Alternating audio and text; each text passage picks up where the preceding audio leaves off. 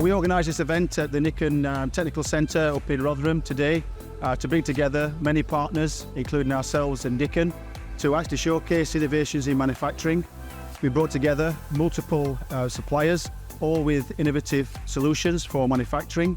We've had guest speakers from GKN and the AMRC. We've had a lovely demonstrations looking at how obviously good quality cutting tools and fantastic quality spindle tooling can help sustainability in manufacturing.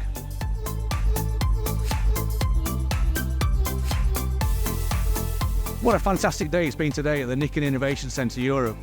We've hosted a Hope Partnership Day with SGS. The theme's been sustainability, and we demonstrated the capability and performance of the Nikken product in conjunction with the high performance cutting tools that were on display today, both in medical and aerospace.